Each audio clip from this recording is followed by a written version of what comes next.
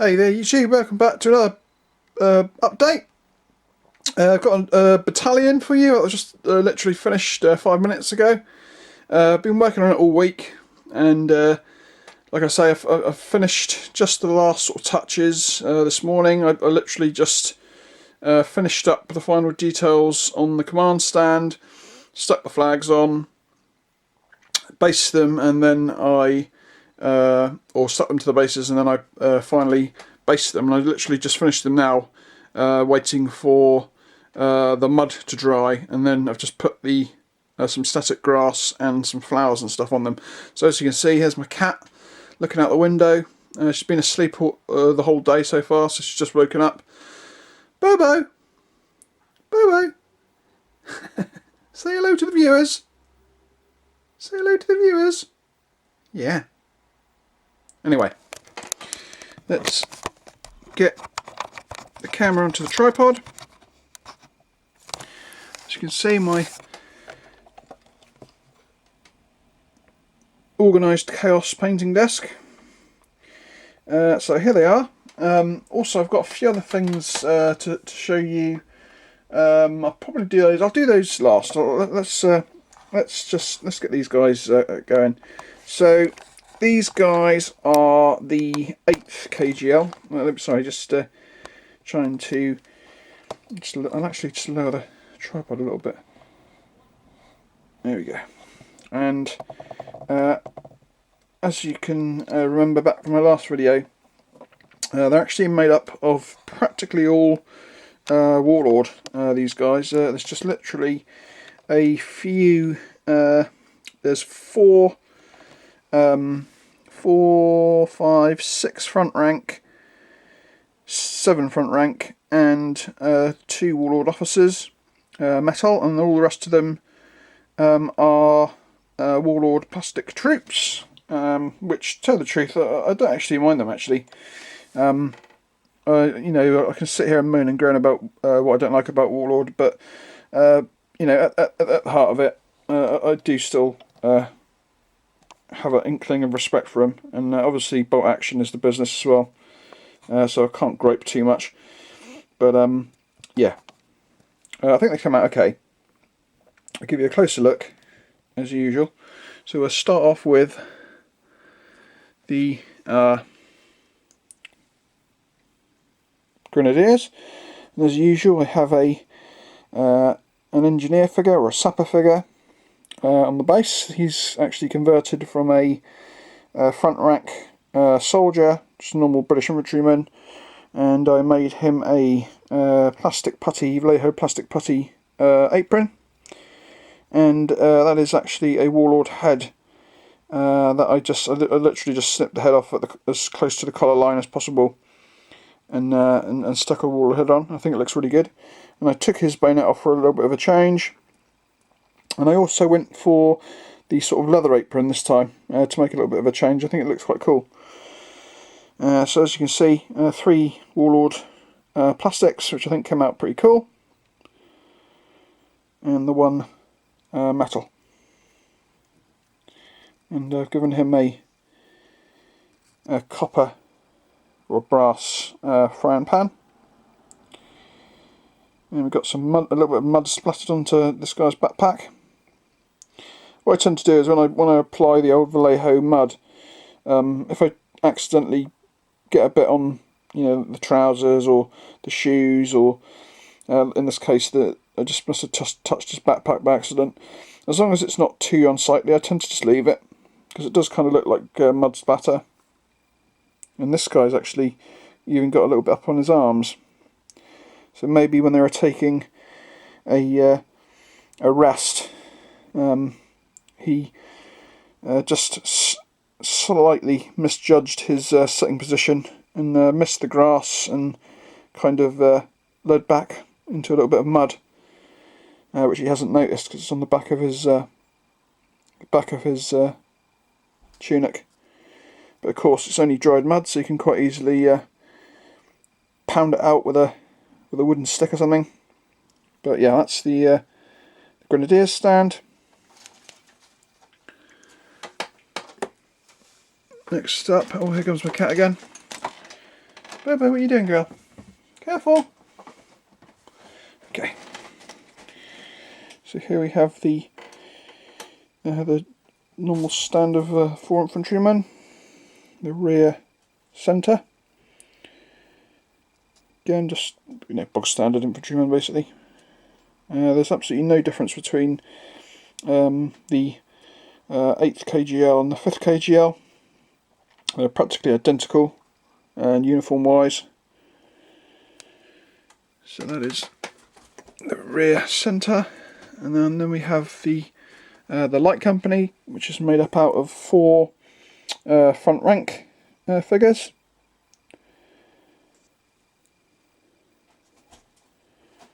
Again, really nice figures to paint. Got a little bit of loose static grass in these guys. I need to give them a little bit of let the grass dry, and then I'll give them a brush over with a sort of a semi-stiff brush that seems to get rid of most of the loose flock that's deciding to sort of stick statically. So yeah, that's the light guys.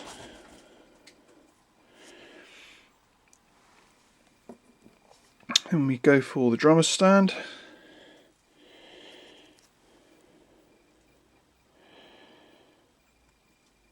So again, 3 warlord chaps and the front rank drummer,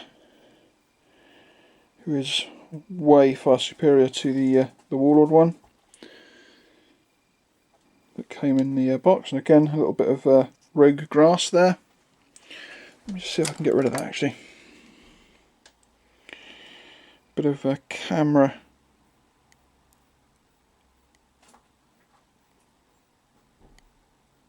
Nope, doesn't want to come up. There we go, got it. It was a hair actually. So yeah, there's the drummer stand. Next up, the NCO, or sergeant stand. Always put my sergeants on the on this particular base. If you're looking at it from the front, the left-hand side. So this again is front rank sergeant. I've slightly bent his arm down to give him a slightly different position. And again, 3 warlord chaps.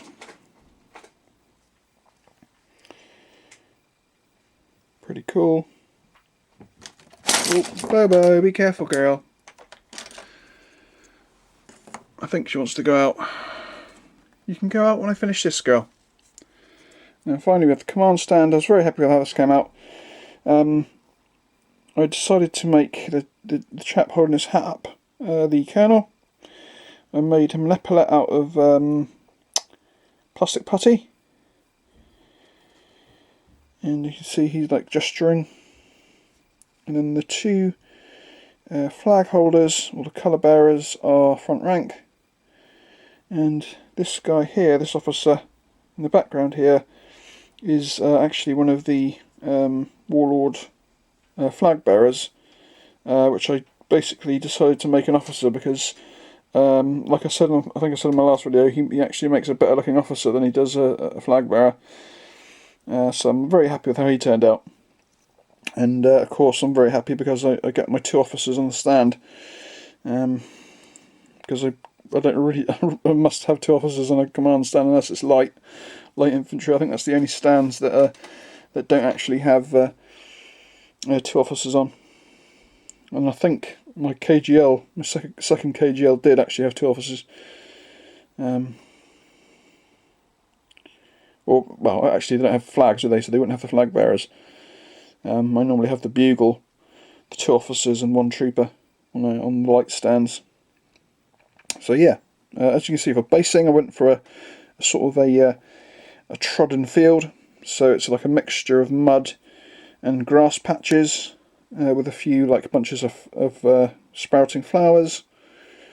Just to like change it up, I like to sort of change up my bases, as you could probably tell from watching past videos. And that is that. They basically took me about, I guess I've been working on them all week. Again, I went for the old 2 groups of 9. The first group being 9 straight up infantry, along with some Grenadiers and some, I think I did my sapper actually in the first group. So I did the engineer and the 3 of the lights, and all the rest were infantry. And then in the second group of 9 I did the drummer and the NCO, and the rest were infantry, plastic infantry, warlord infantry. And then the final group of 6 I had the final light trooper, 1 warlord guy, and the metal command to finish up with. And of course the metal command did actually end up being quicker than painting like the bog standard infantry, just because they don't quite have as much strapping and fiddling around as the normal sort of foot rank or rank and file. So that is the 8th KGL. I think it's the 8th KGL. I keep getting mixed up. I think it's the 8th KGL. It is the 8th KGL. So because I've already done the 5th. So basically, my next battalion is basically a throw up between doing the 1st KGL or going French. Going back to the 2nd KGL, I have actually worked out a way of actually being able to complete them without having to actually buy any extra skirmishing figures now. I was having a look around and I managed to find these set of figures, which along with my 4 salvaged 95ths from, you can see this guy's actually got his base colours already on. So this guy here,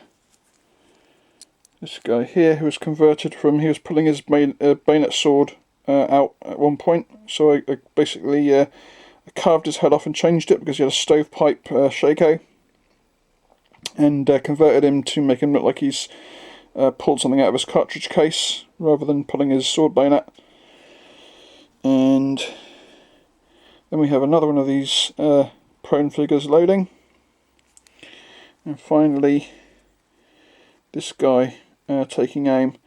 So those guys are going to be my 8 skirmishers for the 2 flank rifle companies, and all of my remaining front rank. So here we have the sergeant. Again, he's in base colours already because I was originally painting him up when I did my 2nd KGL. So I've already got the sergeant, and the bugler here, he's undercoated. And then literally we have 1, 2, 3, 4 warlord plastics. We have 1, 2, 2 front rank officers. So these 2 guys here, because obviously if you remember me saying that the officers in the 1st KGL have like normal tunics that are green rather than rifle tunics like the 2nd.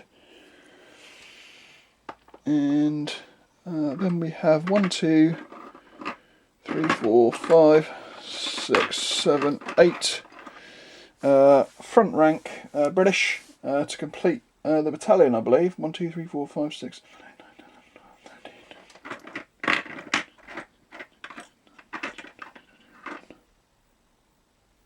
13, 24. Yeah.